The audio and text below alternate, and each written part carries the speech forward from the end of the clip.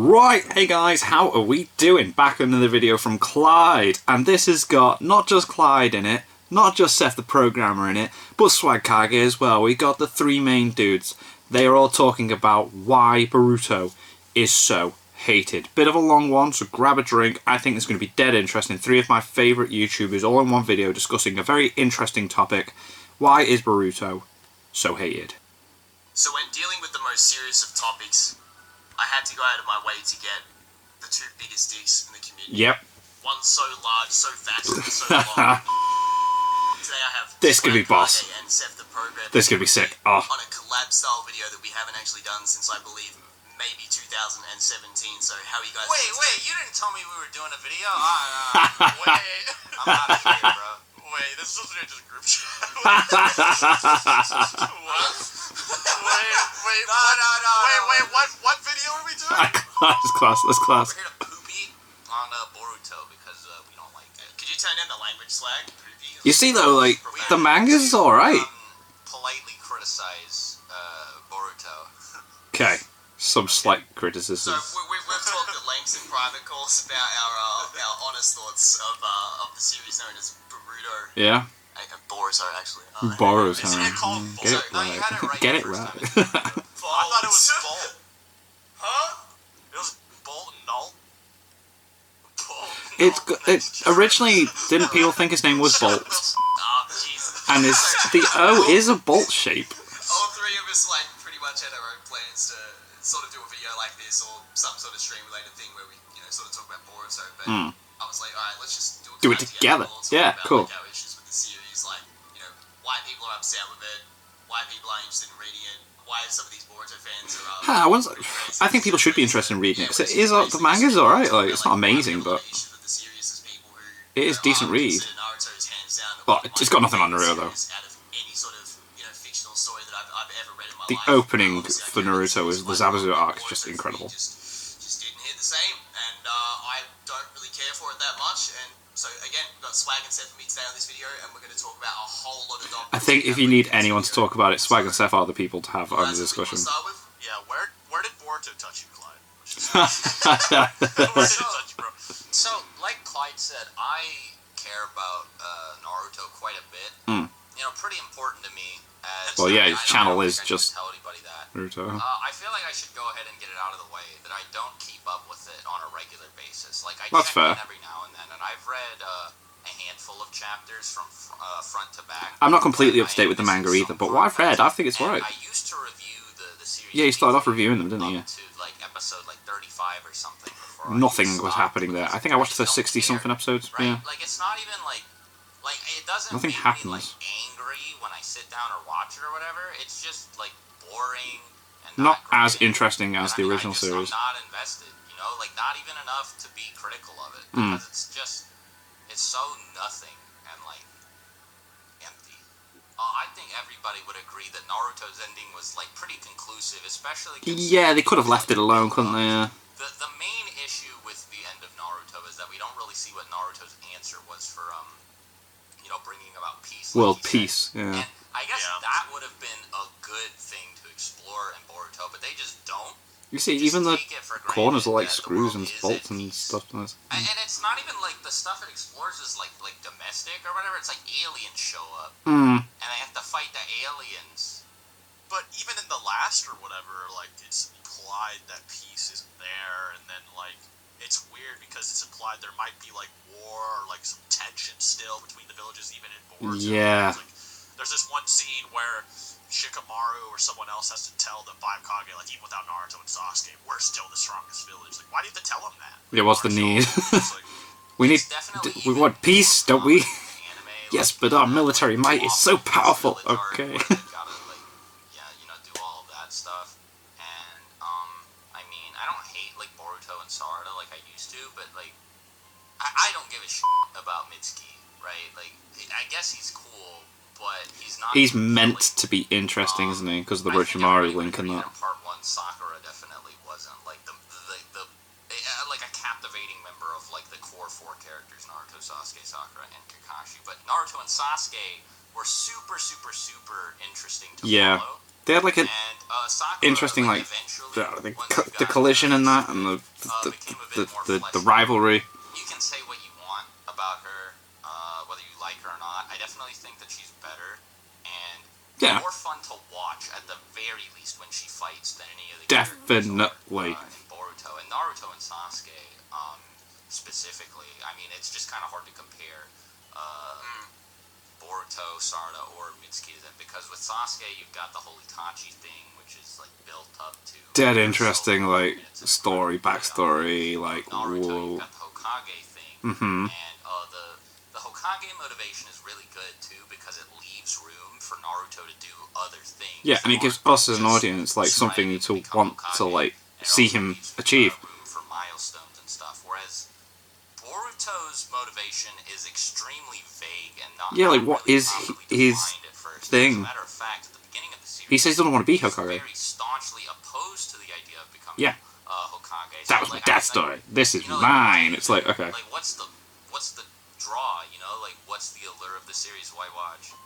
It's really good you say that, right? Because it's like the series kind of just feels like it actually just exists for the sake of, well, obviously it's there for monetary value. The series of like Naruto is a. But where's the goal? Right? I actually like what you said. It's like at the like end, Naruto wants to be Hokage. Obviously, Luffy wants to be King of the Pirates. At the end of Shippuden, because I'm one of the people who actually does like Shippuden. I know there's a lot of people who give Shippuden crap, but I think it's generally pretty good. My issues with like the war was just like some stuff felt dragged on. The filler and the That's what I'm going to say. The ending itself though. But Boruto's mostly filler with the anime. It's like wow. Because he was the main focus of that entire arc. He was such a pivotal part of it and such a cool villain. I was really expecting like some sort of like end of Dragon Ball Z thing where they have a long ass 10-chapter long fight with Madara because they've got their abilities. Naruto and Sasuke versus Madara. That didn't happen. He wasn't handled very well. And then to talk about the actual main point that you said before about how like he doesn't even address the whole how do you attain world peace goal. It's like that could have been fixed by, instead of having a series about Boruto, you literally just make part 3 about Naruto's Hokage adventure. Yeah, that would have been cool, man. Take some of the stuff that happened in the novels and that. Almost 15 plus years, that's what we were anticipating, was him becoming Hokage. The second he becomes Hokage, his goal isn't reached to its entirety. And we don't even get to see that story continue, really. And then the stuff that's shown in Boruto is just so unfulfilling. Like, it doesn't even feel good as a Naruto fan to watch the way like a lot of the fights go and things like that. So I actually that's a really good point that you brought up about like the actual goal itself and the world peace thing that Naruto spoke about to Pain. The way I feel about Boruto is kind of you know how in Dragon Ball Super's anime, how every episode it felt like Toei had a deadline to make Super Saiyan Goku appear. Yeah. It's like it's gotta happen now. That's kind of how Boruto feels like in its entirety almost. It's like everything, not just blue, but like everything in it. But everything just feels like that, like the blue thing. So it has to be in every moment now. I feel like it's a little bit misguided with the way it does them. So for one, the character Boruto, people had a problem with him because he's like a Gary Stu kind of thing, right? And I was thinking about it, and I was like, well, for the male Mary Sue. Kakashi is a bit of a Gary Stu as well. Like he has the Sharingan. He's like a he doesn't anymore, but student or whatever. He has all this crazy shit about him, but he's still extremely mild compared to Boruto, because Boruto is almost worse because he's the son of the Hokage. Yeah. He also has a crazy eye given to him by Toneri, alien god, for some reason. For some reason, Toneri gave it to him. Here, have this mad ability. Why Boruto and not Naruto or Sasuke? What a coincidence. So it's very weird. And now Boruto is kind of like Kakashi. If instead of being the student of Minato, he was the son of Minato, and he gets a alien god demon inside of his body. So it's like Kakashi if he had like the 9 tails and was the son of Minato. So it's almost like Naruto and Kakashi like put together almost. And then with none of the internal struggle, right? Because Boruto doesn't really have to worry about anything. He just has to like fight people, right?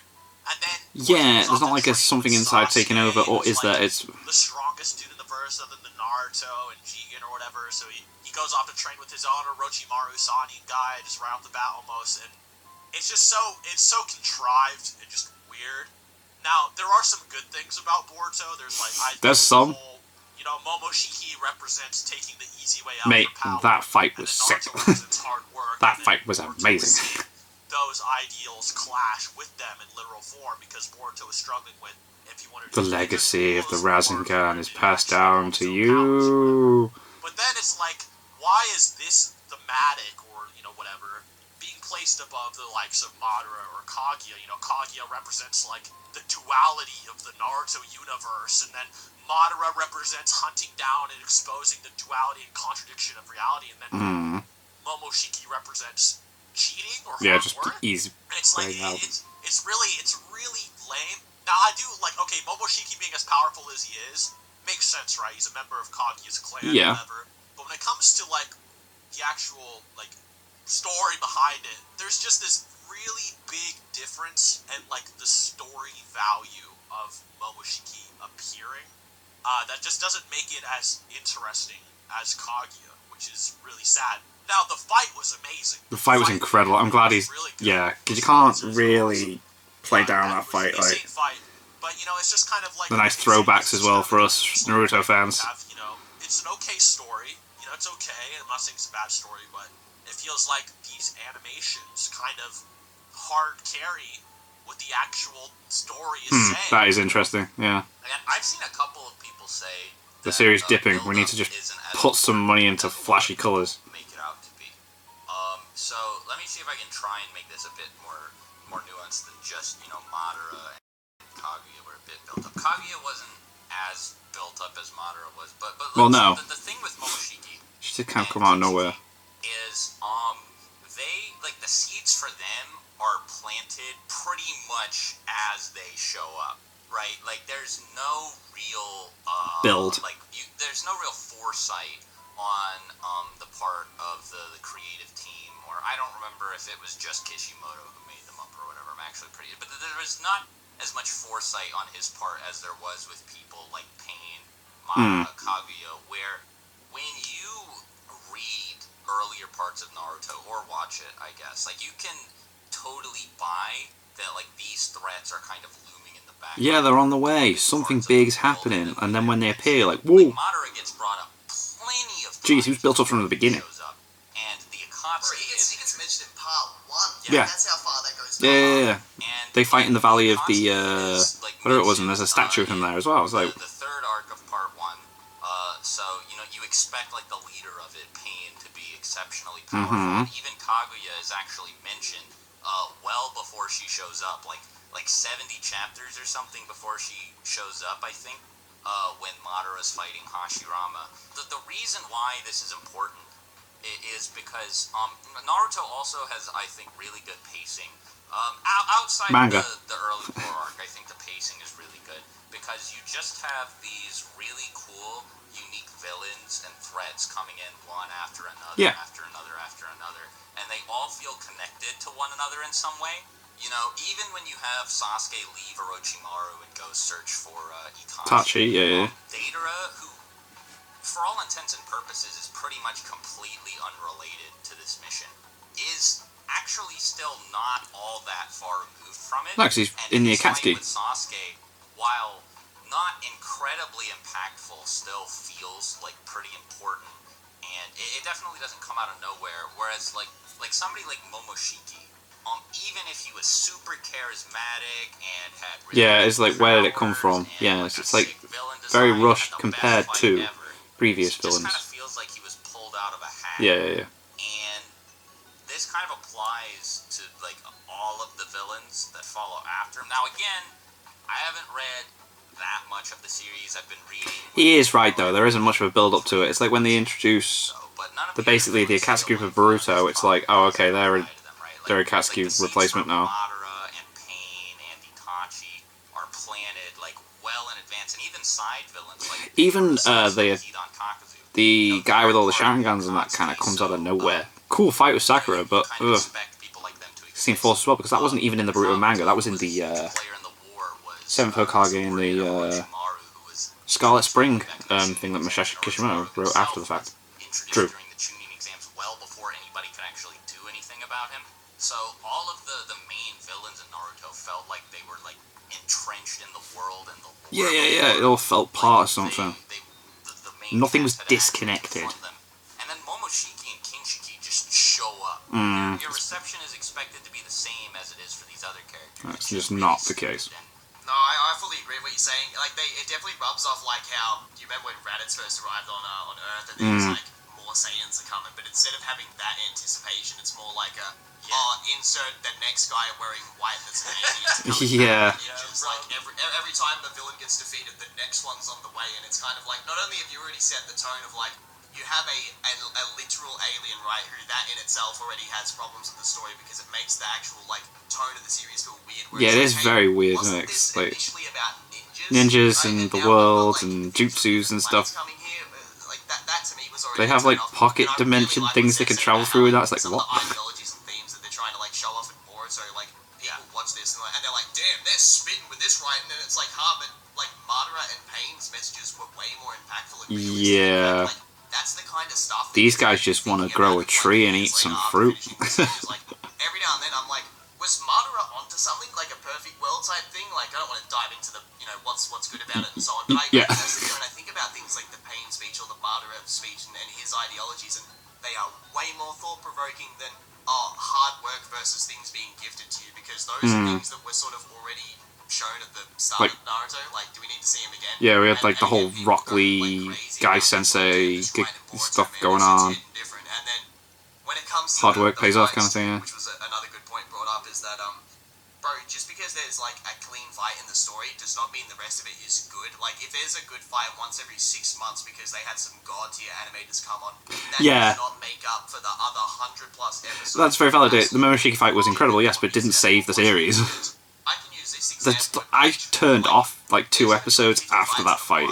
Does that mean that it's going to be perfect because it has cool looking fights? Like, no, that just means that, like, it's being carried solely off of a couple of flashy things on my screen to like satiate my serotonin release. Like, can't wait for it though. That's not really good writing. And another thing that's a big problem too, which goes back to the whole point of transitioning to a third part of the series, is that if Boruto is so good, why is it that every time Naruto and Sasuke, the main characters from the previous series, appear, why is it only when they appear that it actually gets hype? Because every time I see a highlight from Boruto, it's got them in it. Ever getting crazy on Twitter and YouTube when they appear. Yeah.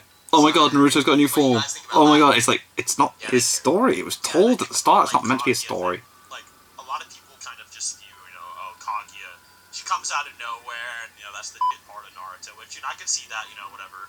But I think a good way to look at it is that Kaguya, who's one of the most, rushed out villains of the series, because Shonen Jump was being really mean to its mangaka at the time. It only was nice to One Piece for some reason. So like, whoa, why? I wonder why. Very well. I think Naruto was slightly rushed, but Kishimoto said he got to end on what he wanted, so that's good. Right, that's cool. Yeah, so Shonen Jump was being a little bit mean to Kishimoto, so yes, he did probably have to rush out the end a little bit. It's like, how do I defeat Madara? Kaguya, who's considered one of the worst or rushed out villains in the series, is that Kaguya is not even necessarily her own villain so much as he's an extension to the Madara dilemma. The Madara dilemma was, he sees a duality of the world where wherever there's victors, there has to be losers. Power creates a discourse. Want to erase all that?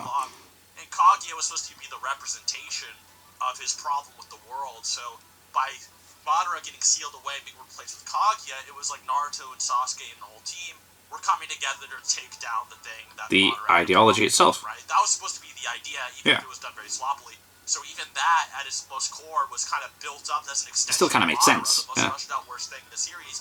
You can still kind of imply like some depth with it, whereas with these Momoshiki kind of characters, they're kind of just more so, we're reteaching people the same lessons we already did before, and people don't think it's interesting. Now, I think another interesting thing that we should get into is kind of like the Akatsuki versus Kara.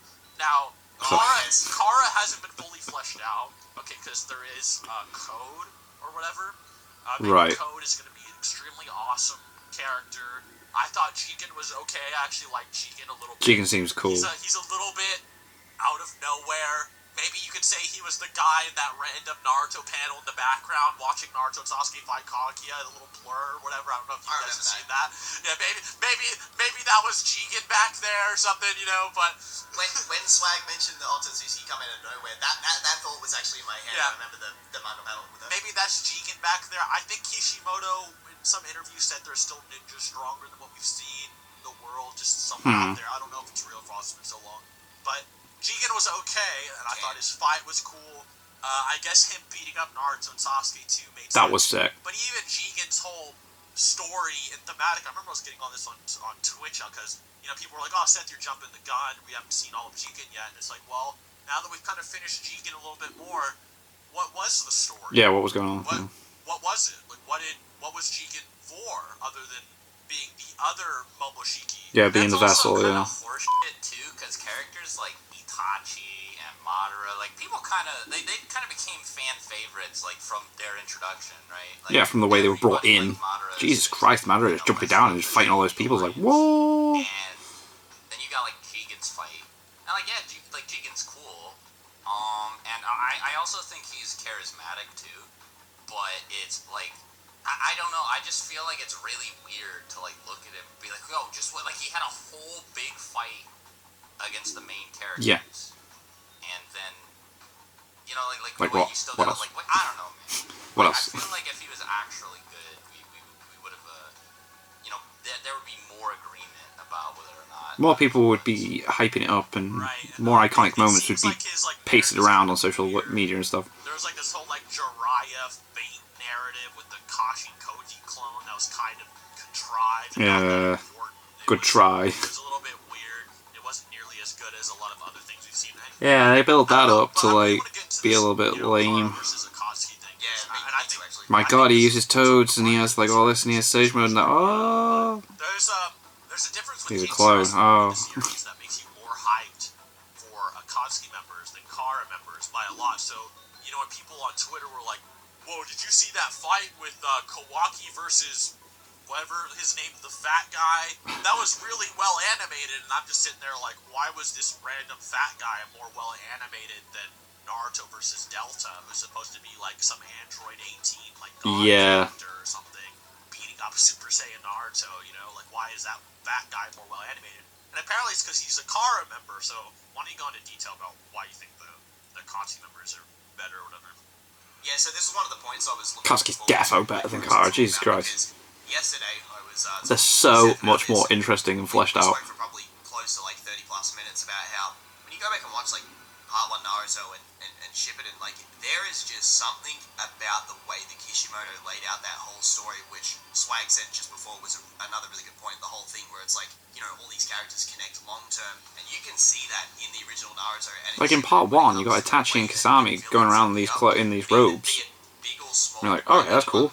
What's going on? To Hidan, Kakazu, and Deidara, when those guys appear and you hear that screaming Akatsuki theme with the opera in the background, like yes, like that, they don't need to be blowing that's up like, villages, right? oh no, or destroying something's going on. And I want to say this really quick, I'm actually not against those crazy feats, like they're cool in Naruto, right? I'm not one of those people who's like, oh, nuclear bombs that rule the series, blah blah blah. No, that's not the point, but they don't even have to be that powerful, and when they appear, they are so intimidating. Such presence. Another thing, so fucking hard to kill. Yeah. Seth had a good example of like a word to use, and that was, they're like Looney Tunes villains. Like, bro, every single time I like that. one of these motherfuckers is in a fight, you see a scene where a character lands a blow, and then it's like, wait, nah, I've got a jutsu to get out of that. Plus, I set up 3 other jutsus in advance to make sure that I would be prepared for some. But there's a reason all of them were brought together as the team. You see that in Sasuke versus Deidara, Deidara. oh my god.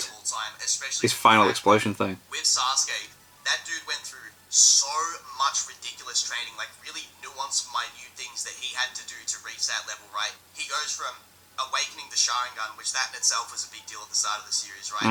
He steals Rock Lee's Taijutsu by analyzing it with the Sharingan. Yeah. He learns Chidori from going to Kakashi and asking for training, right? They train with one another and he learns that. That's a big deal. He then gets the curse, the curse mark from Orochimaru. There's lots to build it, yeah. Has bad things attached to it too. He's got to worry about Orochimaru taking over.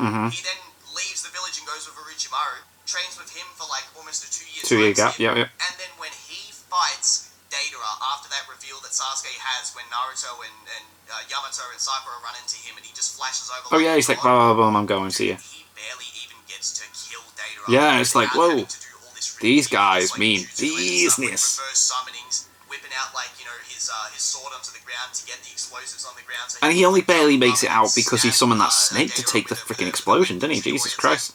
All that stuff, and that motherfucker still didn't die, right? And he blew himself himself up and destroyed the whole village to the point where people in a different... Sorry, not the village. He destroyed the whole area to the point where people in a different village could see a star. The actual star mark, yeah. Like that, and then like the Shikamaru and Hidan stuff, like Hidan versus Asuma. Mate, they took down Asuma. That was a deal. God damn, he felt intimidating as fuck when he was on the screen. Like him versus Kakashi, the whole time while watching that fight, I'm like, bro, like if he lands a blow on Kakashi, like he might die. Actually kill him, yeah. Like that's how scary he felt. And then, you know, every time pain was mentioned, recently I was doing some work on my latest video, and I needed a Naruto clip for the video to reference something in Naruto in there. And I'm watching the episode where Jiraiya sneaks into the Hidden Rain village, and him leaning over to that lady who sold the pork rice ball things, right? He leans over and he's like, "Where's Hanzo?" And then everybody looks at him, and then the theme plays, and it's like that level of tension with these villains and how fucking cool they were back then. Yeah. I haven't seen that once in Boruto a single time, no matter how insanely animated those fights are. Because it's not just a matter of a cool fight; it's a matter of why can villains back then that aren't even close to being as strong have that much of an impact? Where, like, Yeah, like give them some sort of presence. Make us care about them. That's my main problem. No, that's a very good point, Clyde. Jesus freaking Christ, that's, yeah. Every single member of the Akatsuki had some sort of like, whoa, intimidation, kind of like something's going down. Because I think that speaks to something else that Naruto does well, which is the arcs for the main characters. Boruto and them they haven't really gone through a whole lot of like transformative character growth, and even in like, you know, even when I was like watching weekly, it was like a long time, right? Like It was painful watching Boruto weekly. Jesus. Were still, like, even in just the Land of Waves arc, for example, you've got the formation of like that bond between Naruto And Sasuke, yeah. Even though they had that really like, Because they didn't get on, and then you gotta have something big happen. by the end, they're like best friends, and Sasuke's willing to jump in front of like a lethal attack to save Naruto's life. Yeah, and throw his dream away at the same time too. Yep. Like by doing that. And then it becomes more nuanced in the Chunin exams with the introduction of Orochimaru, Sasuke's alert for power, and then Naruto surpassing Sasuke and stuff. And then, you know, by the time you Your actual character development and stuff, my god. left, and you've got this like really lengthy period of time where you're just wondering what's going on with them.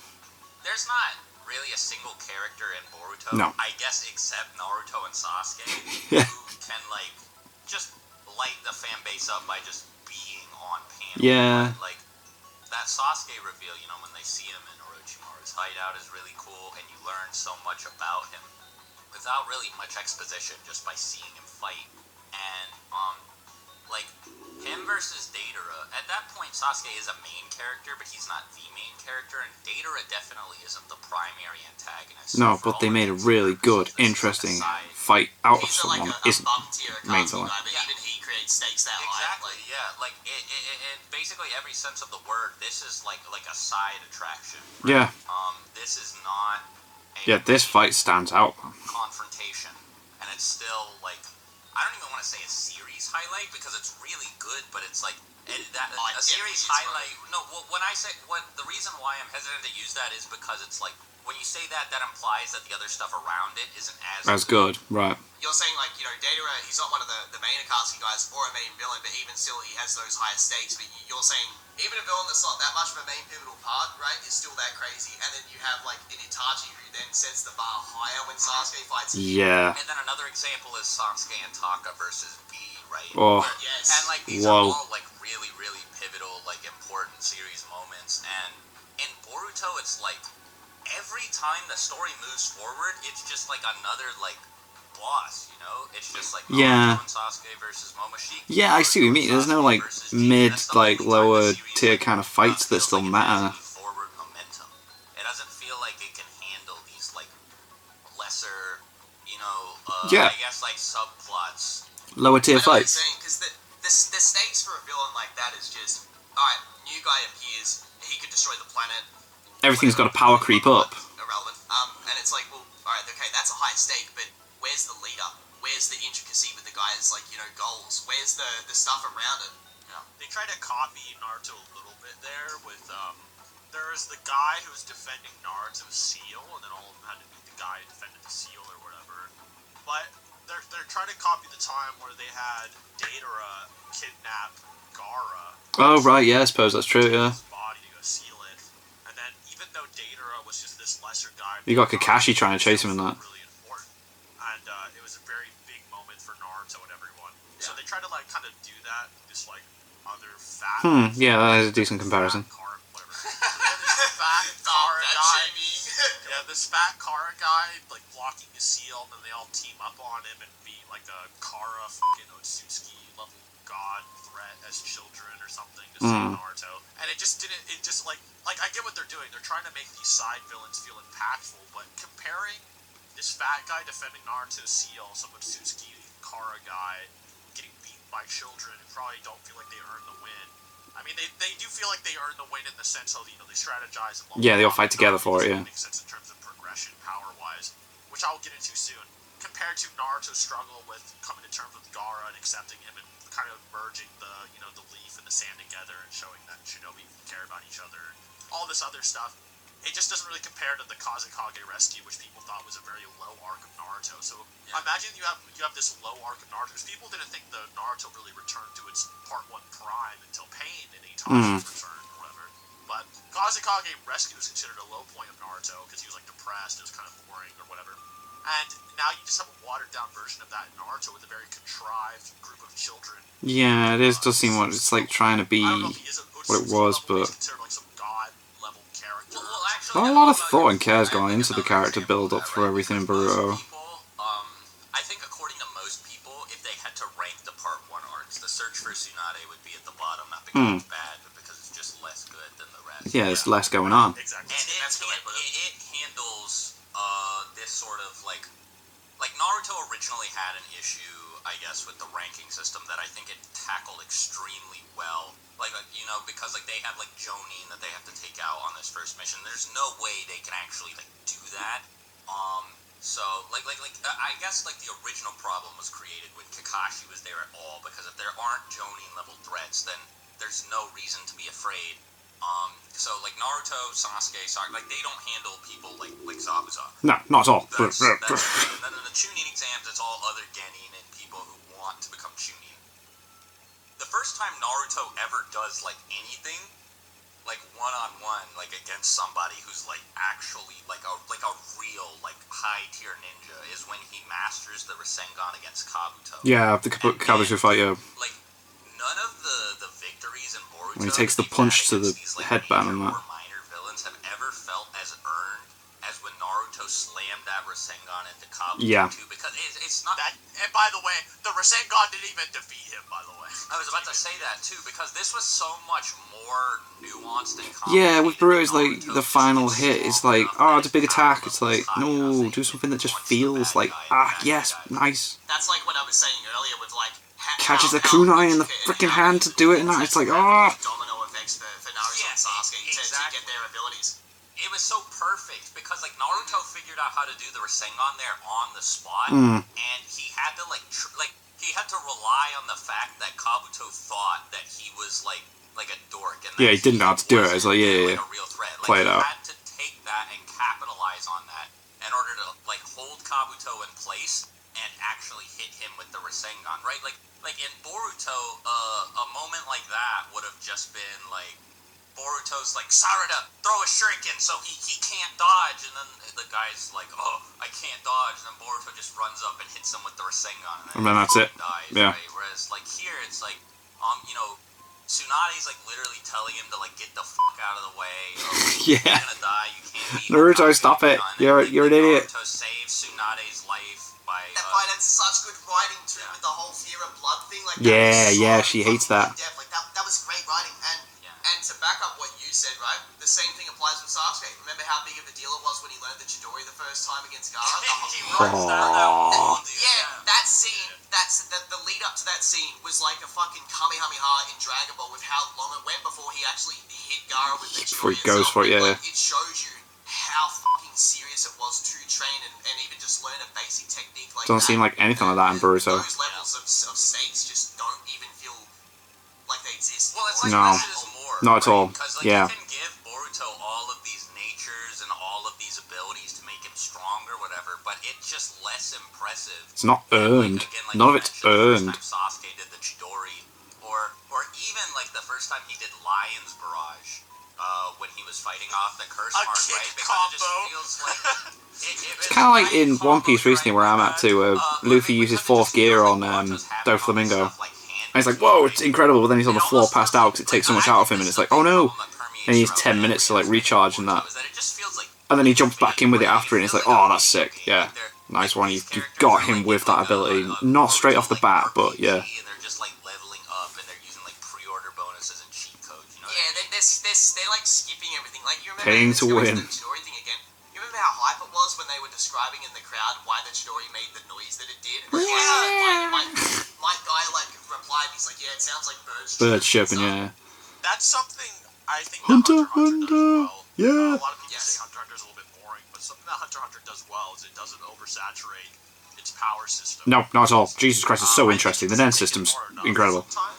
But Boruto could probably take a little bit of a lesson. Yeah, please, from Hunter x Hunter, definitely, yeah. Using powers, like the reason they made it so that Gon just throwing a punch like John Ken was super cool. Like yeah, rock paper scissors. One just like embodying like his having like lightning armor almost was super impressive for a lot of reasons. See him use it against one of the beat the Royal Guard. The Royal Guard, yeah, there you go. There you go. Yeah. Super cool or whatever. You can only use it for a bit as well, and you have to bail, and it's like, whoa. And then with Boruto, you never really have that. Now, like I said earlier, them beating up the fat guy to get the seal or whatever, it was cool because of the teamwork. Well done, yay.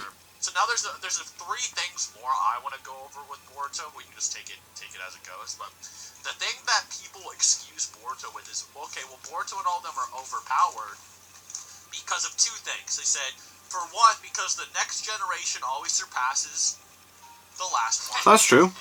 And two, which not happening. Yeah. And two, because Boruto's supposed to start at the top and then go to the bottom. So here's the problem with that one. What? The problem with that one is Boruto doesn't start at the top and No. go to the bottom. Nah. He gets stronger.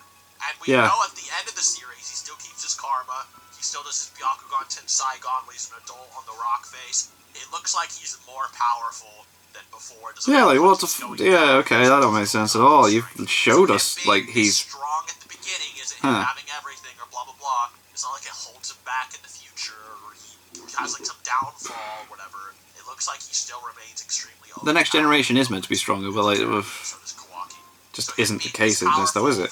Naruto and Sasuke jump in all the time. Maybe he has more mentors than Naruto did, or more opportunities, but the power system still feels very Gary. So you didn't have Out of nowhere, abilities. Saigon super eyeball for whatever reason. Like, that wasn't necessary. You know what I'm saying? Well, here's a question for you. Like, I want to ask you this, right, for the audience, because they'll follow up. They'll say this. They'll be like, right. But Naruto had the Nine Tails. But here's the thing. Not the same! Wait. Let me ask this question, right? I know. But don't most Boruto characters scale above Naruto's peak power as the Nine Tails in Part 1 anyway? So, like, what? Like, how does that even make sense? Well, like, on top of that, too, it's like, Yeah. like what the like, does Boruto have to deal with, like, consequence-wise? Because the Nothing. Nine Tails was always just sitting around, Waiting to, like, break free. just messing with Naruto. Yeah. Just because it could, right? Like, that's the reason Naruto's chakra control was so abysmal, because the Nine Tails was Messing always about with it. messing with it. Yeah. People always say this bullshit on my old Naruto video. They always say, oh, but he had help from the Nine Tails. Absolute bullcrap. Dude, the Nine Tails fucked with him for so long until he was like 16 years old before he even started to be like, this Naruto guy's not bad. I think I might be nice to him. Like, It's also Oh, okay, that, I agree with kind that. of, like, this is really highlighted When it comes to the fight. fights, the Nine Tails definitely help, but I'm not gonna... Where he was going to, like, passively mess with Naruto's ability to mold chakra so that he would use the Nine Tails' chakra as, like, a cheat code and slowly weaken the seal. And he was gonna make it so that, like, Naruto was choosing to do it, right? Every time the Nine Tails offered. And then, like, you know, slowly the seal whittled away more. Right. And the power-ups got bigger and bigger. And then finally in the pain fight, Naruto about completely let the Nine Yeah, he Tails nearly free. did, didn't he? That moment of Yamato staring at his hand, running like, oh my god, this is really, really, really bad.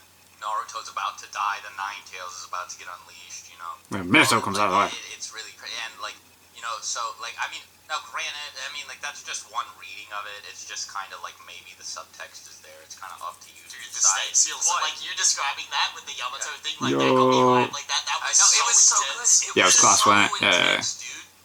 Cause like Naruto couldn't even like him breaking out of the Chibaku Tenshi. Jesus, that's so epic. And, like triumphant, it was still scary because you're like, what is he gonna do? But Yeah, what? Like, Is Naruto okay now? Were kind of like planted, you know, all throughout part 1, where it was very clear that the Nine Tails was more of a problem for Naruto than it was like a gift, right? Because and he had to work basically to like turn it into a good thing. Right, like he was really trying to you know, make lemonade out of lemons with this thing. So it's like, yeah, it's not the same as the Tensegon. Like I said, Yeah, I agree with quite a lot of what you said then. Since his childhood, I have like a few. alone, he developed Not gonna go into it. You know, we had to talk about in, you know, Clyde's refutation of Plague Ripes' video why Naruto's depression was real, like why Sai was saying Naruto had fake smiles and started hyperventilating because all the stress of his life started building up over time. How everyone thought of Naruto as a monster, how no one would give him the time of day, and how it really held him back. And then the thing that people don't know is, even though Naruto gained this Nine Tails power, which was pretty big for Naruto at the time, he didn't have full access to it. It wanted to possess him, so he couldn't use it all. But it also made him a target for the strongest people in the verse. The strongest people in the verse also wanted to kill him for using it. Yeah, they wanted. So it was kind of a trade-off. There was a trade-off there. So Naruto lost, like, you know, all the respect and love he could have had growing up. He had no foundations. And I know a lot of people don't know what it's like to not grow up with foundations, but you know, whatever. But yeah. Anyway, Naruto had no foundations growing up, so he had a weird emotional state that people don't understand. It's whatever. And then she gets sacrificed all of it. Jesus, keep going, keep going. It has to be said. It has to be said. They don't. That's why they don't understand why it's such a big deal. Middle class. Anyway, anyway, so the Nine Tails really ruins Naruto's childhood, his foundations growing up, and then makes him, you know, the target for the strongest people in the verse. So Naruto has to learn how to use this thing that ruined his life to fight the strongest people in the verse who want to kill him because of this thing that already ruined his life.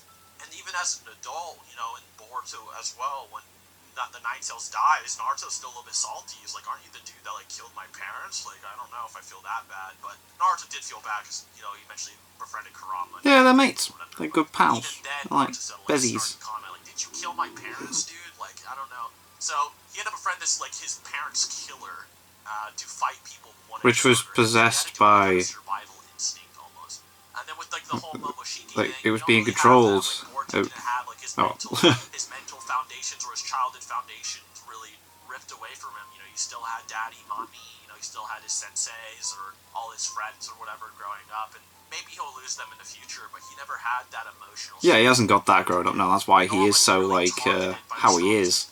If anything, he was just empowered by the strongest people of the verse. Mhm. And now he's being targeted later for his own actions, whereas Naruto didn't get to choose his actions. That led to that point that negated that. I'll give it that. Yeah, it's cool. Own decisions that kind of led to that. 100% agree with you.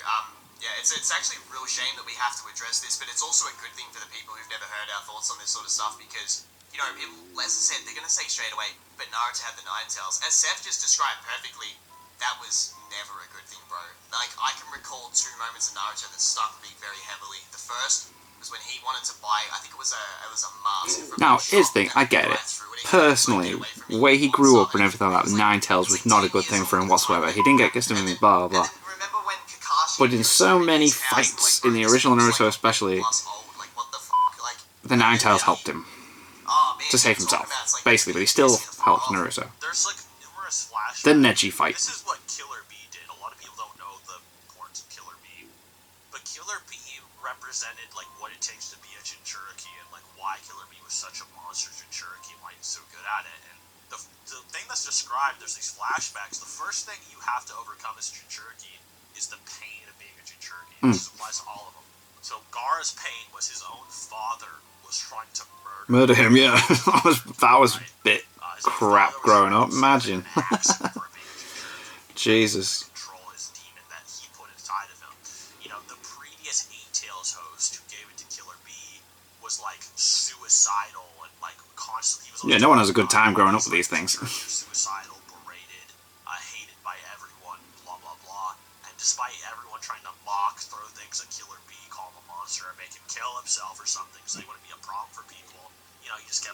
and laughing it off. And that's why Killer Bee was so impressive. And that was the whole point of those flashbacks, to show the pain of being a Jinchuriki. And that's why Naruto felt so much pain during the Kazekage rescue when Gaara was kidnapped or killed or something. And that's why it was a little bit more impactful and emotional than Naruto simply being sealed away and he's just fine. They're just gonna...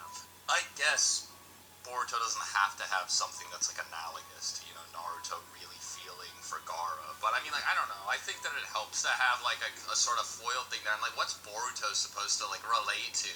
Like, Yeah. Oh, you what's have his a struggle? funny eye. Oh man, come here, bro. Give me a Oh, hug. my dad's the Hokage. I hate my life. There's an inherent problem with Boruto, though, and that's that this is going to piss people off. He actually falls into the same category as Rock Lee. He doesn't need to be a ninja. Like, he literally doesn't. Like, is there something in Boruto where Boruto actually has to do this? Because, you know, again, you know, they could bring up the whole Naruto comparison, but it's like, the story's literally just being like, there you go, there's a Super Saiyan power-up. There you go, you've just power cliffed the entire fucking first 2 arcs of the series in the span of like a training session. Like, yeah, do you agree with that? Like, Yeah, no, I agree, because that's a good point as well. Boruto doesn't have to be a ninja. That's No, the good he doesn't point. at all. Yeah. You know, maybe he has to be it, you know, out of just respect for his father or whatever. But Yeah, I can see Naruto was forced to do it. Like, he has to do it, and you know, he's Because of the way the world is that he's brought up, and he would have been massacred. Like, he's literally just going to die by default. Like, they're going to hunt him down and rip the nine tails out of his body. that is a really good point. Like, bro, just consider this. When he was 12, one of the main motherfuckers that came to get him for the Nine Tails was fucking Itachi. He's like, yo, Like, what? yo, you in there, boy? I'm calling for you. I'm not in. Real quick. This necessity thing is actually... I would have cried. Because it's one of the reasons why Naruto is so easy to watch and why it's so easy to root for this kid. Because, like, I think we can all agree, and I think everybody watching can agree, like, if you watch Naruto Episode 1 or you read Naruto Chapter 1, and you are not rooting for that kid to become Hokage by the end, you are a, like, heartless... Yeah, definitely give you that. Like, come on, right? Like, you want to see him. Right, You do see the struggle, you do see the emotions and all that. Okay? He wants it. Like, that, like, it's not just about his survival, although that is really, really important too. I mean, and it's a key reason why the series remains so intense.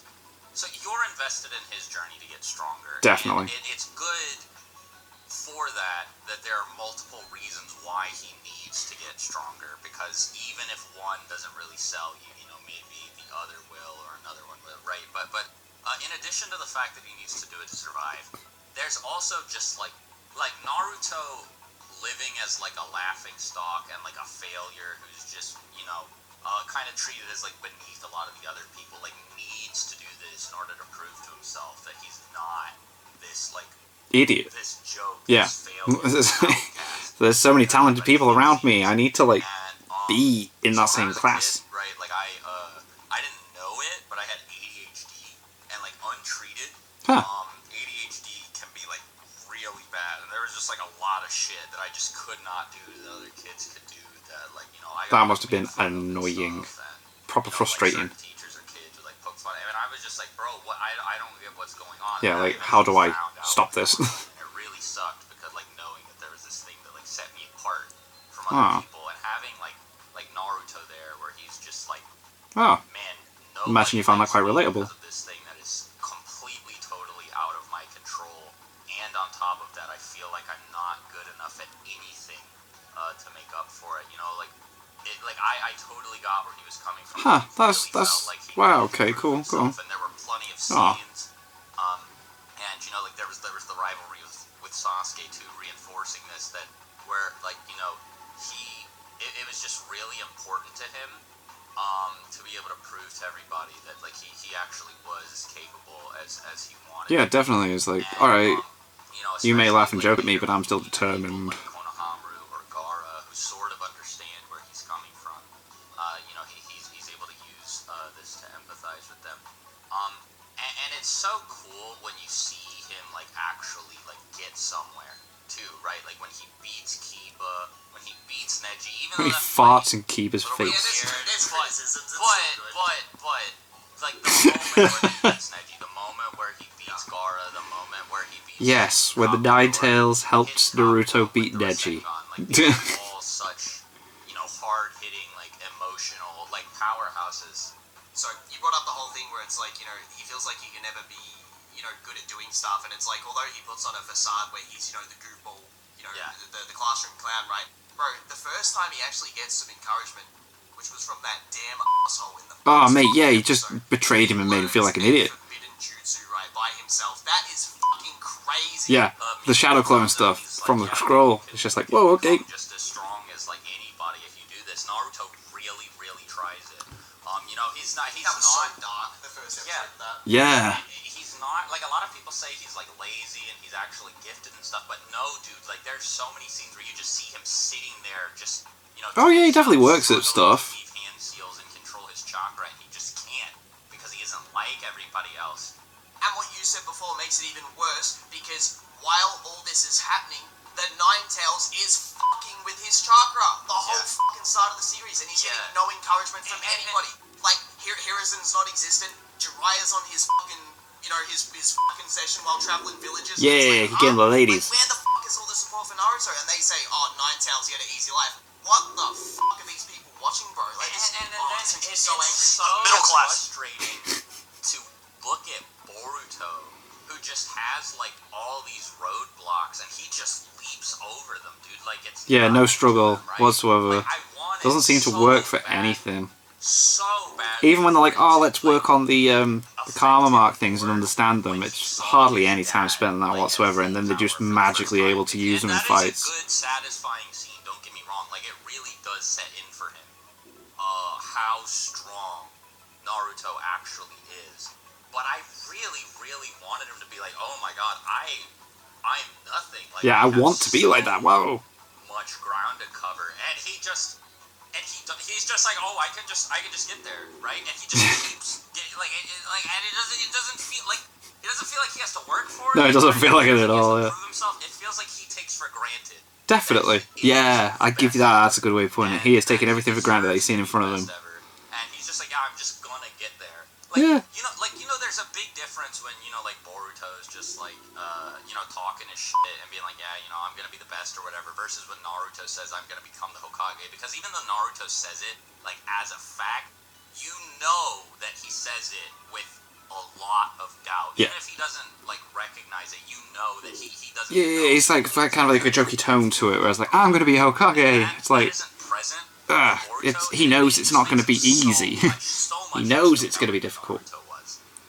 Yeah, the Hokage thing is really good too, because it's like, even if Naruto at his core doesn't really believe that he can do it, especially after one of my favorite parts of Naruto, which was I brought this up to Seth yesterday, and it was like, bro, when you watch part 1, and you see Naruto and Sasuke for the first time, there's so much ego involved. They're excited, they're young, they want to go out there and they think they can beat the world, yeah? One of the first things they run into is, they run into those random... Oh yeah, there's ninja in the forest, yeah. The random, you know, Shadow Mist Ninja guys, which is like, whatever, but it's the hut. No, but that was good too, though, the Shadow Mist Ninjas, because they I wasn't saying it was bad.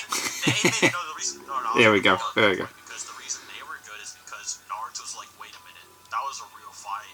And Yeah, could have died. Whoa, whoa, threats. We left the village, there's threats. Well, let me... Sorry, I had a chicken sandwich in my mouth. Boruto never has a moment like that. No, not at all, He, like, no. looks at Momoshiki and just slams him with a Rasengan. Like, what the fuck, dude?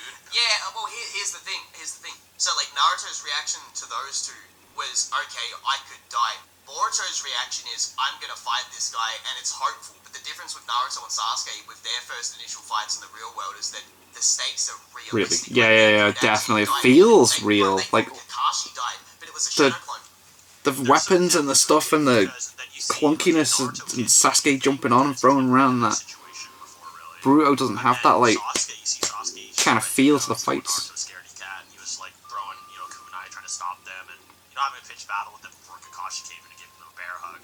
But then you're like, oh well, man, Sasuke's kind of hardcore. Maybe he's just Can handle himself a little bit there. The reason Sasuke was able to fight there is because he watched his whole clan die right before his face, and he's seen way worse things and way more scary things than what Naruto has. And that's why he wasn't phased. And then when you see Boruto, it's like, okay, well, why is Boruto ready to just... Why is he like that? Yeah, why is he alright just fighting these people like that? Yeah. And it's like, Should be a little bit shocked at least. He's friends with Daddy? Like, what is it? No, because he hates his dad. He didn't even know his Yeah, dad. that's the thing as well. He makes out his dad is like, "Ugh, I don't like that guy. Let me get into this too. So, but then what happens afterwards too?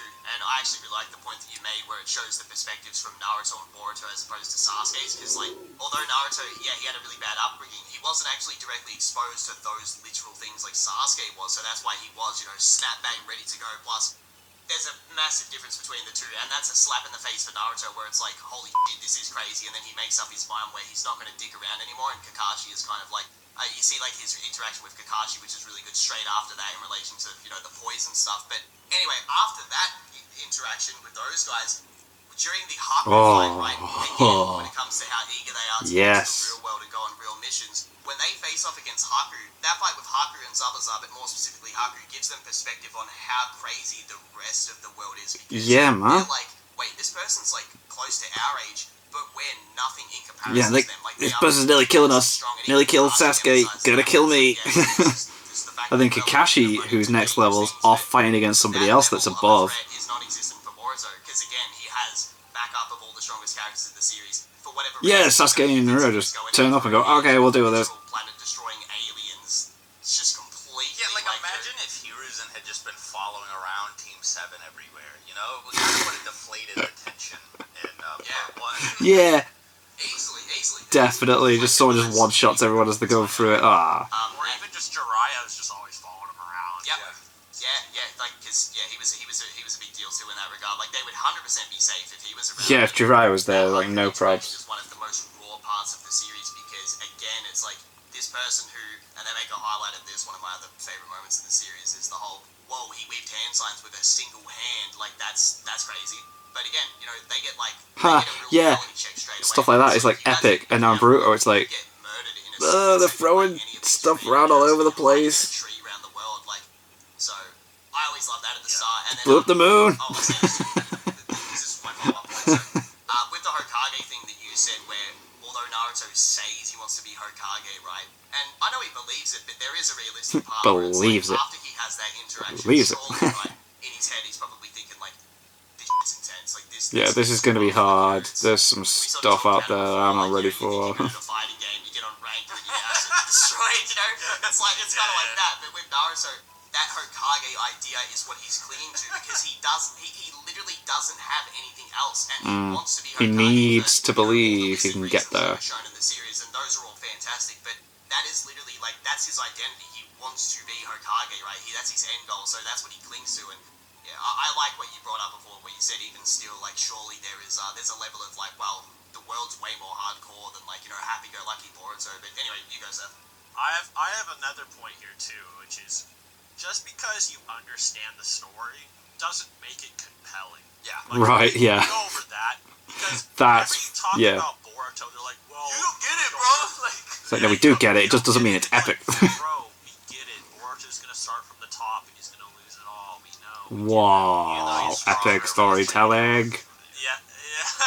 Yeah, we know Momoshiki represents cheating and Naruto represents hard work. We get it, dude. But it doesn't make it compelling. Like that's the problem. Like it doesn't make it. You're always going to compare this to the original series as well. There's no way. Boruto has his mom and dad, like the viewers do, or something, and he has like a family, and like he grows up somewhat normally, so it's more relatable. I don't know, but where's the compelling part? Here, let me actually ask the viewers a question, right? Go on. You know, it's pretty popular. Ooh, GT. You guys hate yourselves some Shadow Dragon Saga. Yeah. I imagine. You want to tell me the thematic representations of all the Shadow Dragons? Oh, you can't? You can't do it? I couldn't tell you if you put a gun to my head. You can't? You just don't like it because you don't get it. Maybe Craig will understand some, mythology. Right. Maybe understand some, narrative a little bit better before you start talking about what is and isn't good. Look how charitable. Oh my god. Because this was one of the main things that those guys kept coming after Seth on stream about was like, you don't understand it, you don't get how deep it is. But it's like, dude, we've seen and read these things. We don't find them impressive because they're fucking not impressive. Yeah. Like, why is that so hard to fathom? And then that brings up the question too. I'll only say this real quickly, right? Yeah. I think half these motherfuckers haven't even seen part 1 or 2. Like, literally, I really do believe that. Ooh. Yeah, and I think, what was it, Clyde, we're talking to someone and they said, I think... Well, they've just glanced over it. Part 1 of Boruto is better than... Oh, yes! Wasn't it in the Twitch chat? Yeah, no, we were in a call, I think we were in a with someone. What? And we were just like, do you know what happens in like that? And they just really just didn't know like at all. That sounds so vivid. I'm trying to remember what that was because we've seen that more than once. Like easily, we've seen that. I don't want to drop any names, but like they just don't seem to understand it. But like anyway, this is something I want to get into next, which is like the fights in Boruto. So like okay, cool. We went over some of the animations. Some of the fights are really good. That's a good fight. Sakura's fight is class. Get some really cool, badass freelancers to animate anything cool. They animated random fat Kara guy that I can't remember the name of really well. Good on Yeah. you know, thumbs up. Yep. But let me just bring up this. I'm tired of jutsu negation. I'm really sick of it. The jutsu negation thing is the most boring, like anti-productive. It's like regeneration, right? In Dragon Ball. It's exactly. So it's like here's the problem with the whole jutsu negation thing. Okay. And Madara started doing it first or whatever, and then Kaguya kind of did it at the end, which is like whatever. They're just like. Well, so that's a little bit different, right? Like let's just. They're like the end game. They're like the final. Yeah. So they're allowed that. Yeah. I'm glad we're on the same page on that. Did not apply to Naruto and Sasuke once they got their power up, so it was kind of not. It was basically just to put them on a different level from everybody else since it was the end of the series. When you say that real quick, you're talking about things like the truth-seeking orbs and stuff like that, or like jutsu not working on, say, like Obito. Is that what you're saying? Like when you say jutsu negation? Kind of. I'm just talking about how we can just absorb every jutsu. It's like it doesn't work, whatever. Haha. We just take it in my body.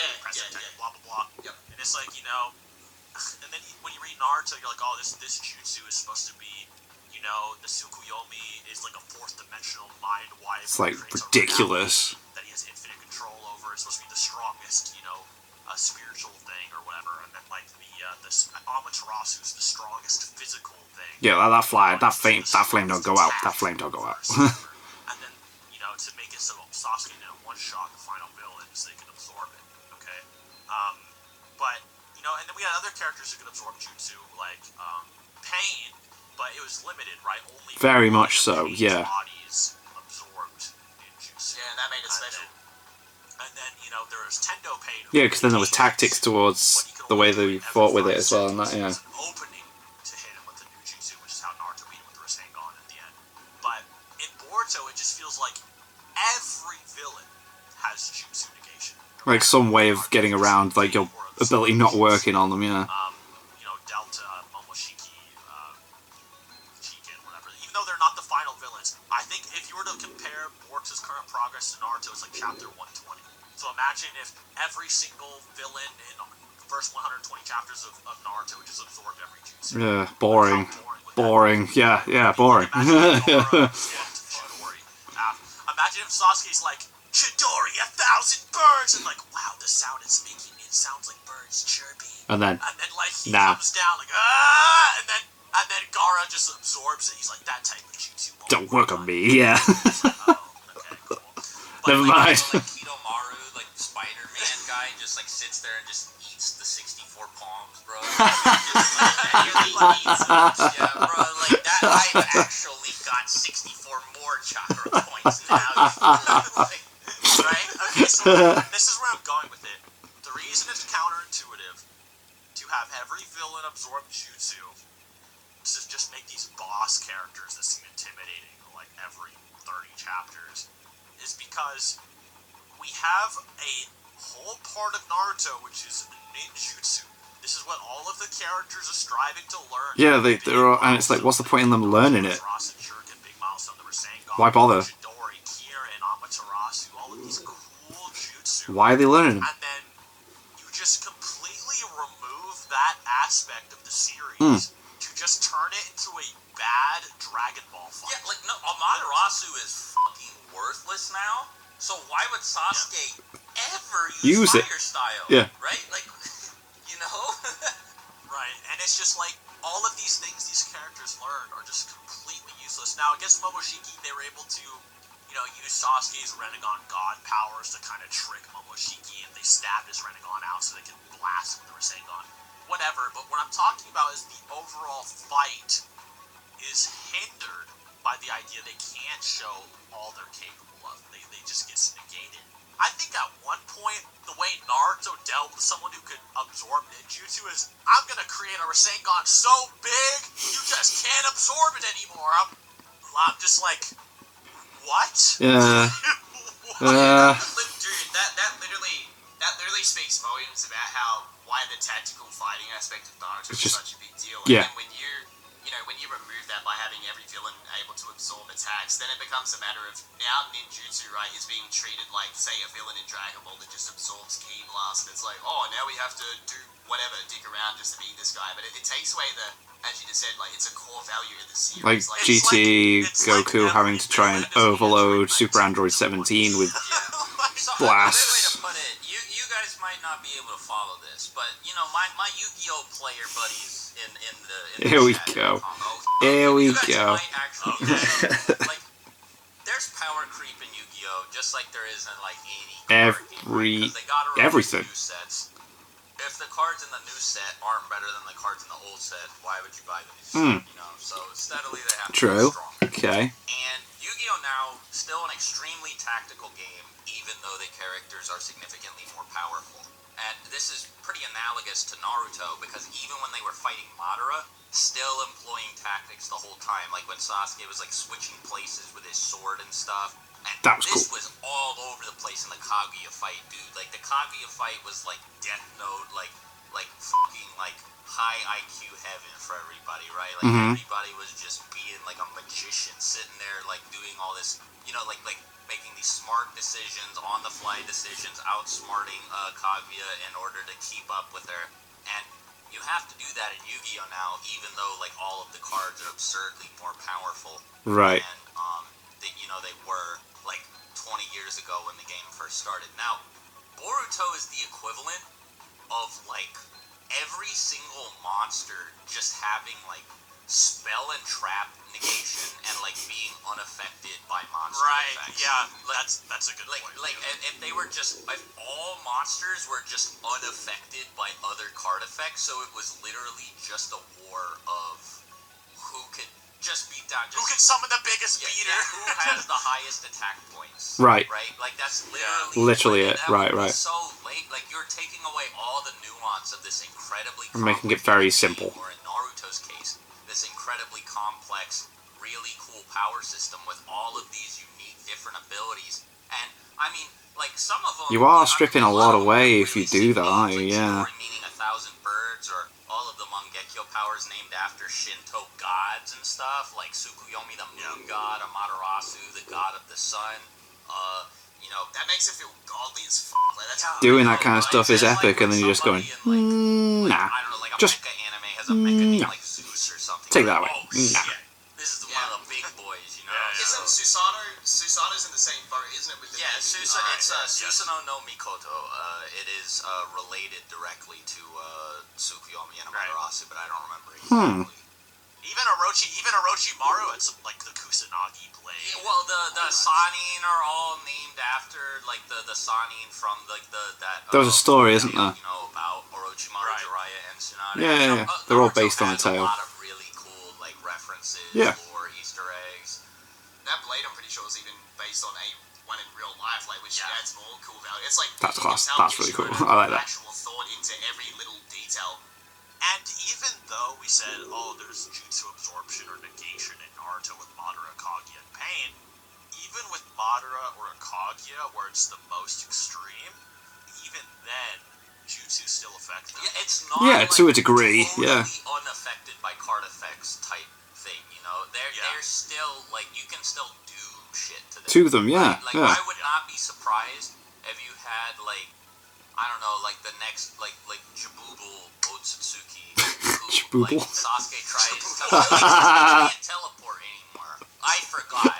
So, somebody else tries to teleport and switch places with them. They're just like, that doesn't work on me. You just teleported right to me. Like, Yeah, By the way, the last battle of Naruto and Sasuke, they couldn't use all their jutsus on that one. So, wow. What a Yeah. letdown. I know a point I want to ask you about this, Seth. Another issue to bring up in relation to the absorbing stuff. Do you remember when they had this dumbass thing in the manga that was only real fire works on an individual? Yeah, only real fire. You had to create real fire to What? burn up Jigen because Jigen was unaffected by chakra completely. What? It was really weird. Like, I don't know. Like, that is the kind of thing that could destroy an entire series in terms of, like, you could... What? If that was to have become a popular, like, part of the series, right? It could have, like, changed the entire feel of the whole series beyond what it already has started to change towards. Like, that just sounds so dumb. That's So I think really, we've given really up, like, stupid. a lot of our What? points on Boruto, but let's end this off, like, just saying, what do we want Boruto To be, right, go Is on. there anything- Go on. Like, is there any concepts you want to be introduced in Boruto, or you think that can make it better? I think you could introduce maybe villains that are, like, maybe hyped up in Naruto, like maybe, you know, Josh Sheen is actually, like, an Otsutsuki god. Ooh. Able to grant, you know, Oh, that would be cool, actually, yeah. No, like, if Josh Sheen had been a villain here, that would have been really cool. That would have been class, yeah, yeah, yeah. Been insane. But, yeah, because he's hyped up as a god, Yeah. or whatever. So, or like you know, the he's like an Reaper extension. from like that you summon to like steal people's souls. Right. That would have been badass. But so here's my opinion. I think that it's kind of in too deep, and it's like I think that it's kind of irreparable. It's too late. At this point. Yeah. Especially like even if it were to get really good, it would be the One Piece problem where it's like, bro, trust me, 400 chapters, you know, like type thing. It's too sullied. It's too sullied by this point. Yeah, It's I just such yeah, a yeah, I bad see what he attention means. with Like, its name value. Yeah, and like If it had been a lot going of from the the get-go- issues that we've like brought up are that like the series doesn't really like build on itself. You know, like it doesn't really take. Seems to be concepts making it up as it goes further along. and introduces them. So Uh. ideally, the future chapters, you know, like if they were to be good, would take stuff that was already introduced and like improve on and like expand on those concepts. But then, in order to like get anything out of that, you would have to read all of the terrible shitty Boruto that like currently exists, and it's just like Yeah, man, like, it's I don't- too much. You know, that there's really no winning. In my opinion, what would have been best, and I've said this before, would have been like an anthology series where like every week we just maybe there are different like mini arcs or whatever where we just follow like characters from the past or maybe from, you know, the near future or something, just doing different things in the Naruto world. Like we could have seen Sasori's plot to assassinate the third Kazekage, some stuff about the Warring States period, maybe what it would have been like to be a Senju or an Uchiha and fighting on the same Animate the field novels, as, man. like, Hashirama or Madara. And you could have done some really cool things with stuff like that, or like set in like the second or third war. One of my favorite movies is called Gallipoli, and alright, so if you guys don't care if I spoil this movie, right? Go ahead. I have no idea what it is. I don't know. I never heard. Yeah, so in the chat, if you don't want this spoiled, I guess just skip to whatever the But so this movie is like, this is like a 2-hour movie where you just follow this guy who's like training to go to war, and you just see him do like all of the shit, like prep himself up, go like, you know, he goes to like, you see all his friends and family and like all these people that he knows, and you like follow him and you really care about him, and you get like a good insight.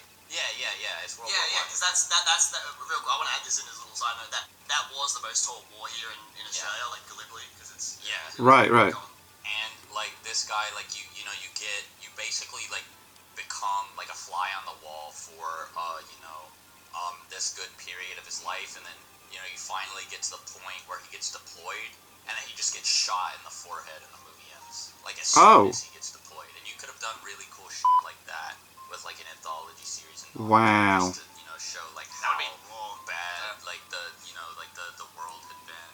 And stuff like that, and that you could have really expanded upon. Like if you had done stuff like that with like Ninja from the Rain Village, you could have expanded Nagato's ideology or like his characterization. You could have shown stuff with Hanzo, stuff from the smaller villages like the Waterfall Village. Like I don't know if you guys knew this, but Fu was from the Waterfall Village. She was God, some of the video games that came out with like original like stories in so much more interesting than what happens in the Boruto stuff. Done some stuff maybe exploring that the Waterfall Village was noticeably more powerful. That's where Kakuzu was from. Yeah, that was also where Kakuzu was from, and he stole all their forbidden jutsu, so maybe the Waterfall Village was like super right? And like you could have explored cool concepts like that, and instead they like flushed it down the drain. Really did.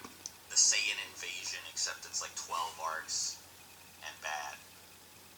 I don't know. That's my opinion. Maybe I'm being too hard, and maybe I'm being like really stubborn. No, we definitely agree. It's a shame we do have to be careful with like even just being honest, because it's actually how it is. Like it does surprise me that they jumped on the authenticity thing and they're like, yeah, this is the moneymaker, man. People. Yeah, this is what people liked about. Yeah, this is what people like about Naruto. Yeah. They what? No, yeah, we carry on with that. And why so many people hate, the series and just don't care to read it. During the Momoshiki battle, right? It's like my girlfriend's a bit put off because she's like, what? It's about aliens now. Sasuke appears, which again shows you that the previous series is where the interest is, not Boruto. Another thing, one of the coolest parts about the fight itself, to me, is we get to see Sasuke actually flex his Rinnegan powers, which is cool because he actually earned his, right? There was a lot of time that went into getting it. The Rinnegan was a level of power that is very mystical in the series, and it's a big deal, right?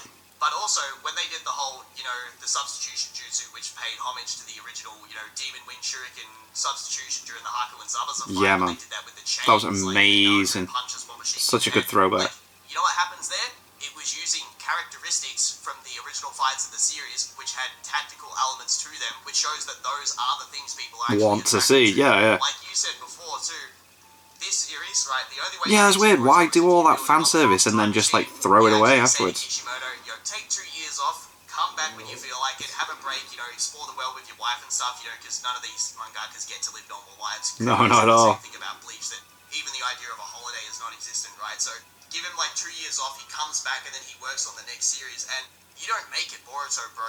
You make it about Naruto's adventures as Hokage. Yeah. And they could actually do some decent writing. And then someone, people in the chat may say, that wouldn't have done shit.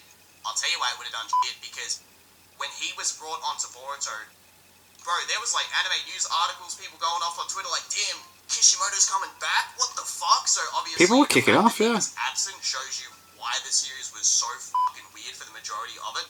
Now, I don't know how heavily involved he was, but he was writing a completely different series during Samurai 8. The start of Boruto, so there's no way he would have been that attached to Boruto. And again, if you want to fix it, you build a time machine, you make a different series. Yeah, he was doing Samurai 8, wasn't he? Whether it's Naruto's Hokage Adventures or what Swag suggested, which I do believe is a good idea, because lore is always good for a world to rebuild. It's always good. Look at Star Wars Legends, dude. That's a great example. Yeah. If Naruto had Star Wars Legends, dude, I don't know. That just sounds like a money printing machine. Star Wars was kept alive for so long with that stuff, with books, games, cartoons, and stuff. One thing for me in the series, which sort of bothered me, was I don't even know if I should talk about this. I wanted to say my distaste towards the Sage, because that sort of that the way he was revealed, I didn't like that. I was expecting him to be more of an Avatar type character. You think it'd be worth mentioning, or? Hagoromo, you mean? Yeah, I thought that he was going to be a human that had the Rinnegan that was just a guy who... Oh, but then he ends up being the same as Kage. It's a bit I can agree with that. I think that he was kind of presented that way at first. He didn't seem like an alien. Yeah. It did seem like someone, some person. But then I don't... He was a sage. Yeah. He felt like... So, when you look at the way that Hashirama and Madara are portrayed throughout the whole series, they're sort of in the same boat, where it's these guys are god tier ninjas, right? But they don't feel like they're outside the verse. They don't feel they're like not they're outside the verse. mystical it's not creature things. Unrealistic, but also they don't have powers that are super foreign. They're just ninjas who learn every jutsu and they're super overpowered, sort of like Hiruzen, right? They're respectable hard workers and they're very mythological in the series itself. The Sage of the Six Paths was the same thing. When he was ever shown off in silhouettes or standing next to the Ten Tails, that shit was so fucking interesting. And again, I really did think that when he was going to be revealed, he was going to be, whether or not he comes in a physical form and knocks them out or just appears as a ghost, I really was not expecting him to be a half-alien human thing that has the Rinnegan and then all these weird powers and doesn't even look like a human. He doesn't even feel how I feel like he was intended to be in the series. It did seem a bit weird, the reveal. I felt like he was going to be some, super overpowered, Avatar type guy that knows every jutsu, and he has, he's the original guy that has, say, the Rinnegan, because that was a fucking huge deal when Pain had the Rinnegan, right? Oh my god, the pinnacle. Seth, do you have anything else you want to say to finalize the video? Yeah, so I guess my thoughts on what I want for Boruto to be better. Yep. I want Joshi really bad. That's a character that's been hyped up for a long time. Needs to be concluded. It actually has foreshadowing. It's a good way to go. Currently there's a god. That's a dead good idea, that. Boruto, where characters are trying to become gods. Joshin is already a god, so just introduce him as the god that people Want existed. to be, yeah. That's a good way to bring out the series. Naruto and Sasuke just killed him. Like, just die. Like, just stop. Damn. Please stop making fun of them. Yes. Just stop making fun of them, man. Have them go out in a really cool way. Yeah, do that. Maybe have them, die defeating the next villain or something. Yeah, go out with a bang. See them become like a Kakashi who just retire in the background and then yell advice at Boruto, like old Obi-Wan and Luke or something. Like, I don't want to see that. I want to see them just die. Yeah, that's where me and Swag talked about this before. Kishimoto probably when he came back, he's like, get Naruto and Sasuke out of the series. It's about Boruto. So, try to make the series about Boruto. If you're going to poop on Naruto the whole time, just get him out. People don't. Yeah, like, it's not about People don't think it's cool. Naruto anymore. Shouldn't be, anyway. Is he going to call it Boruto? And then other than that, maybe tone down the Gary Stu thing. I don't care about Boruto getting alien power-ups, or, people used to say the good times of Naruto was back in the day before he got 6 paths and all these things. Giving these alien power-ups and weird abilities is not what people liked about Naruto. People liked the hard work and the power-ups that they achieved on their own. And make it feel earned. here or there. Let us care when he does something in a fight. It's more so about what they did creatively with those powers. So stop with the Gary Stu stuff, stop with the alien juice amps, and just have them start to learn their own abilities and techniques on pairs that are interesting. And then have, some actual good themes.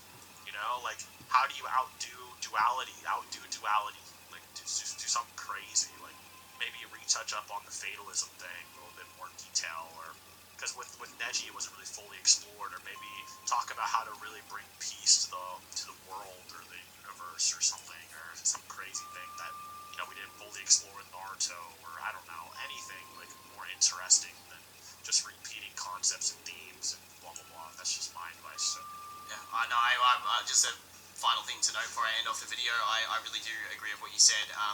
The longer this sort of writing goes on, the more it insults all the hard work that Sasuke and Naruto went through. Definitely, definitely. How much storytelling went into them and why it was such a big deal. And like, I seen like a couple weeks ago just some random rapper dude that was verified being like, yo, like what the f is this? Why is Sasuke and Naruto being treated this way? And I definitely can see elements of that with Sasuke, where it's almost like he's fitting this like Vegeta Jobber type role.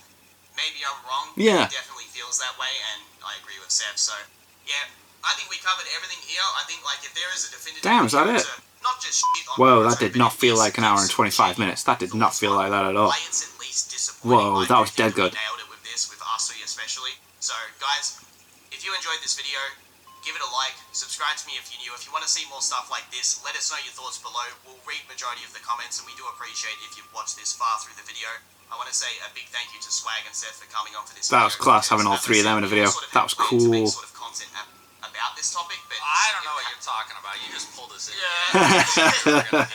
Bro, I literally had no prep. He's just like, yo, we're making No, a he was video. just like, Throw it to the chat. So, this is a video. What's going on? It's Swag and Seth here. And we were just like, like that. Wait. That's class. Objection. This ain't that never happened.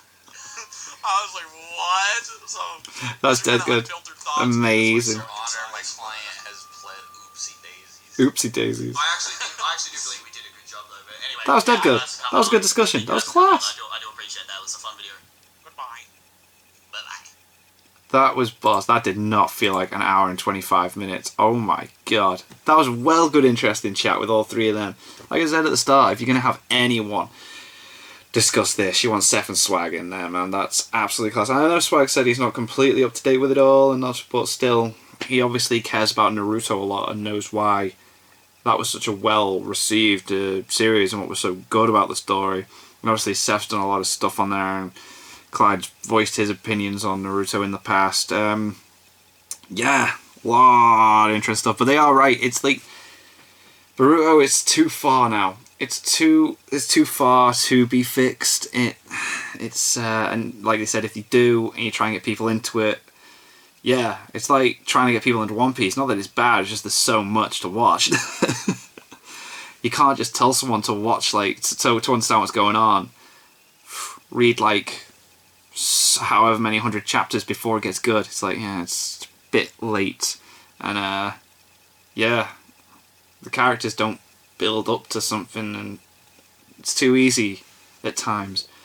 But yeah, I like that. That was cool. I hope Clyde, Seth and Swag do a video together again sometime. I do like the funny little bit where it's like, oh, we were just brought in for a conversation and then it turns out it's been a video. But that was awesome. I enjoyed that. And yeah, this is going to take a while to sync together. I'll get this up in time. But thank you to my patrons. If you want to have your name at the end of every video I upload, link is in the description to the Patreon page. $1 a month is all I ask to help support the channel. It's greatly appreciated. Thank you very much for that, guys. And thank you all for watching. What do you guys think of that? Do you guys think of this? Click like, subscribe if you haven't already. Leave comments down below. Let me know what I should watch and discuss in future videos. And I'll see you guys. next time.